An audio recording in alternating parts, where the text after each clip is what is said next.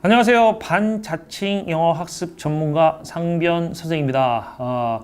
오늘은 되게 커다란 주제인 내신에 대해서 영어 내신에 대해서 이야기를 해보려고 합니다.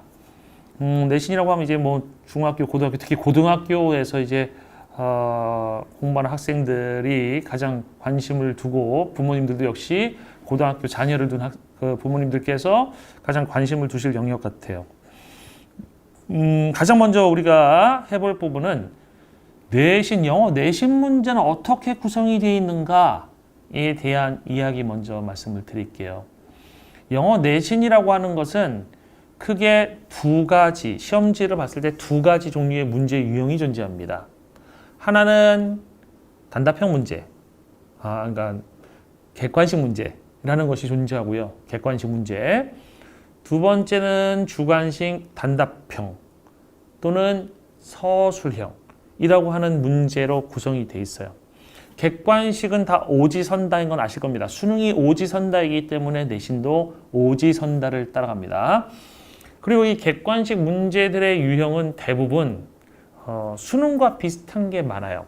그러니까 수능 유형하고 비슷한 게 많습니다. 주제를 물어본다든지 제목을 물어본다든지 문법이 틀린 부분을 물어본다든지 아니면 글의 흐름과 관계없는 문장을 물어본다든지 아니면 올바른 글의 순서, 삽입된 위치 이런 것들을 물어보는 수능과 비슷한 유형으로 가는데 약간 다른 부분이 있어요. 그러니까 수능에서 문법 문제 나온다면 문법상 틀린 거를 하나만 고르면 되는데요. 내신은요. 변별력을 주기 위해서인 것 같아요. 가능성을 좀 더 많이 둡니다. 틀린 걸 모두 골라서라. 그러니까 객관식인데 약간 주관식 같은 느낌을 주는. 그러니까 1, 2, 3, 4, 5 중에 틀린 거를 찾으라고 하면 하나가 틀린 것의 가능성은 5가지가 나오잖아요. 2개가 틀린 것의 가능성은 5, C, 2가 나옵니다. 2 팩토리얼보다 5 곱하기 4니까는 10종류가 나옵니다. 그러니까 5가지, 10가지, 그 다음에 3개가 틀렸을 확률도 똑같이 10가지입니다. 4개가 틀렸을 가능성은 5가지예요. 여기까지만 해도 30개의 가능성이 생기잖아요. 그러니까 조합을 했을 때 30분의 1이 됩니다. 다 틀렸을 가능성은 뭐 없어 보이니까 빼더라도. 이해되십니까? 그러면 30분의 1로 줄이기 때문에 변별력은 어떻게 됩니까? 명확해지게 되겠죠. 문제를 맞기가 더 쉬워집니다. 수능과 내신을 단순하게 설명하면 이렇게 돼요. 수능은 가능한 친절하게 맞게 만들기 위한 시험이라고 보시면 됩니다. 근데 지문이 원래 어렵기 때문에 많이 못 맞추죠. 내신은요. 지문이 어려운 게 한계가 있어요. 교과서 같은 경우는 학습 과정에 맞는 수준으로만 만들어져 있기 때문에 지문의 난이도를 높일 수가 없어요. 그러니까 변별력을 주기 위해서 그런 식으로 구성을 하는 겁니다. 틀린 거 다 골라라. 아니면 틀린 거 골라서 고쳐 써라. 이거는 이제 주관식하고 객관식을 합치는 거죠. 틀린 걸 고르고 고쳐서 써라. 이런 문제 유형들이 있습니다. 그리고 서술형 같은 경우는 이제 단답형 같은 경우는 이런 경우 많죠. 철자 하나를 주고 이 철자로 시작되는 단어를 써라. 아니면 뭐 영영풀이를 주고 이 영영풀이에 해당하는 철자로 이 단어로 시작하는 단어를 써라. 이런 식의 문제가 출제된다라든지 특히 이제 영영풀이 같은 게 상당히 많이 출제가 됩니다. 요즘에 교과서에. 그 이유는 제가 말씀드렸던 것처럼 단어장으로 학습하는 아이들의 그 피해를 조금이라도 줄이기 위해서 사전의 정의를 활용한 그런 학습을 하라고 유도하는 게 아닌가 싶은데 객관식으로다가 이 영영풀이 중에서 잘못된 걸 찾아내라 라고 하든가 아니면 여기 쓰인 단어의 의미와 똑같은 예문을 찾아라. 이렇게 사전을 열심히 공부했을 때 잘 풀 수 있는 그런 문제 유형들이 객관식으로 출제되는 경우도 있습니다. 아까 다시 서술형으로 넘어가서 서술형 단답형은 아까 그런 문제 나오고요. 서술형, 주관식 단답형 그렇게 나오고 주관식 서술형 문제는 이런 게 나옵니다. 문장을 완성하는 거 또는 문장을 바꿔 쓰는 거 또는 주어진 단어를 사용해서 영작하는 거 이런 것들이 출제되는데 근데 만약에 영작을 시킨다고 하면 너무나 많은 다양한 가짓수가 나올 수 있잖아요. 그러니까 딴 데로 빠지지 못하게 이렇게 제한을 두는 기준들이 생깁니다. 그래서 주관식 서술형 보면 기준이 나와요. 몇 단어 이내로 쓸 것, 반드시 이런 단어를 쓸 것.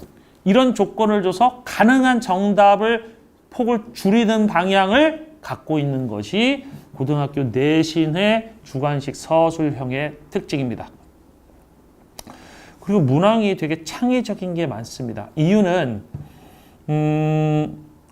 아무래도 예전과 다르게 정보화 시대이다 보니까 뭐 족보라는 것이 있다고 하면 찾기도 쉬울 것이고요. 그리고 작년의 문제를 그대로 낸다고 하면 학생들이 너무 쉽게 풀 것 같지 않습니까? 그러니까 되게 창의적으로 문제가 출제되는 경우가 많고요. 그리고 어떠한 교과서가 나온 지가 몇 년이 흘러가면 이게 기출문제가 장난이 아니게 쌓입니다. 잘 생각해 보세요. 전국에 있는 학교의 기출문제가 그 교과서를 쓰는 학교들이 최소한 100개 이상은 있을 거 아닙니까?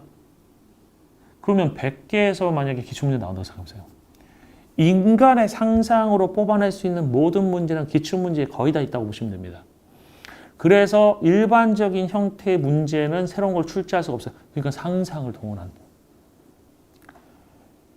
새롭게 기발한 문제를 출제하십니다. 선생님들이 내신 문제를 만드실 때 그 부분에 특화된 분들이 있는 것 같아요. 정말 기가 막힙니다.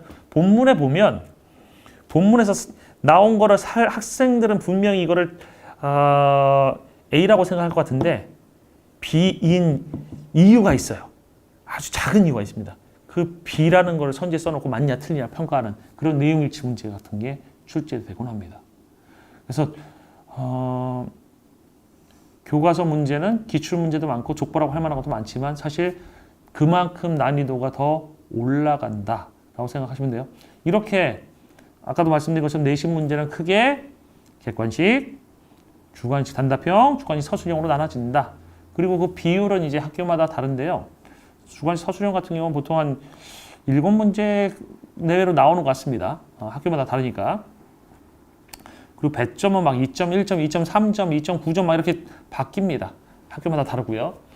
그리고 이제 내신 문제는 그렇게 출제가 되는데 내신 문제에서 다뤄지는 건 뭐가 있느냐에 대한 얘기를 좀 더 해보겠습니다. 학교 내신에서 다뤄지는 건 첫 번째로 학교 교재입니다. 주교재. 그러니까 이거는 교과서라고 보시면 돼요. 교과서를 가지고 수업을 할 수밖에 없는 게 학교니까 교과서를 무조건 씁니다. 근데 이 교과서의 내용이 주가 되는 학교가 있고요. 교과서는 그냥 생색내기 이용인 학교도 있습니다. 예를 들어서 뭐 공립학교라든지 이런 데 가면 당연히 교과서의 내용이 주가 되겠죠. 교과서의 내용이 주가 되고 거기에 부교재가 들어갑니다. 부교재도 학교마다 다 달라집니다. 어떻게 보면 내신에서 변별력을 주는 요소가 부교재에 있을 수도 있습니다. 물론 교과서 문제도 쉽지가 않기 때문에 변별력은 있습니다. 부교재를 쓰면 이제 힘든 곳이 어디예요? 학원입니다. 사교육 업체 힘들어요. 잘 생각해 보세요. 교과서는 똑같은 부분을 대부분 똑같이 나갑니다. 그러니까 뭐 1학기 때 1과, 2과, 3과 아니 1학기가 아니라 이제 중간고사 때 1과, 2과, 3과 나왔다면 기말 때는 4과, 5과, 6과 이렇게 나가면 돼요. 1차고사, 2차고사라고 얘기하죠. 지금은 1차고사 때 1, 2, 3과 2차고사 4, 5, 6과 그러니까 겹치는 부분이 되게 많습니다. 하지만 부교재라고 하는 거 부교재는 여러 개 있을 수 있어요. 뭐 특정한 출판사에서 나온 어떤 책일 수도 있고요. 아니면 많이 쓰는 게 모의고사입니다.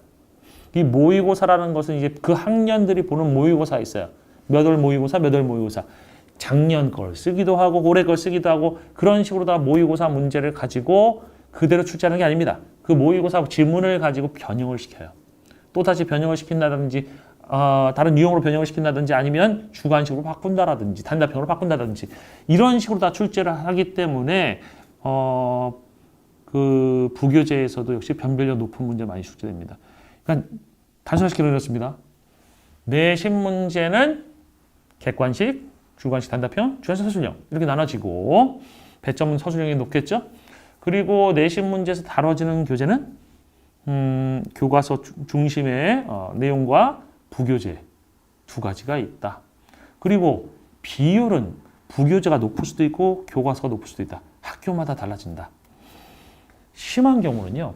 제가 들었는데 이제 외고를 가르치는 선생님한테 들었거든요. 외고를 그냥 영어 전공 서적 이런 게 나옵니다. 뭐 셰익스피어의 비극 이런 것들이 나옵니다. 교과서에서 다뤄지지 않는 내용들이죠. 그런 거 막 책 한 권을 내요. 그러면 그거를 어떻게 공부하겠어요, 학생들이? 그러니까 그거를 학교에서 수업을 나가주는 거를 이해를 못하면 아이들 학원 다니기도 힘들어요. 그거는 학원에서 다뤄지는 학원도 많지가 않습니다. 그걸 다뤄주는 학원이라고 하면 완전 틈새 시장을 장악하겠죠. 그래서 그런 게 있다라고 생각하시면 그렇게 구성이 돼 있다라고 생각하시면 됩니다. 내신에 대한 짤막한 설명을 드렸는데요. 다음 시간에는 그럼 내신 준비를 하는 데 있어서 보통 아이들이 학원을 많이 다니잖아요. 그럼 학원의 선생님들은 그런 자료들을 어떻게 구할까? 이 업계의 비밀일 수도 있는데 공공연한 비밀이거든요. 그래서 그 부분에 대해서 이야기를 해보도록 하겠습니다. 네, 오늘 이 내용은 이것으로 마치겠습니다. 감사합니다.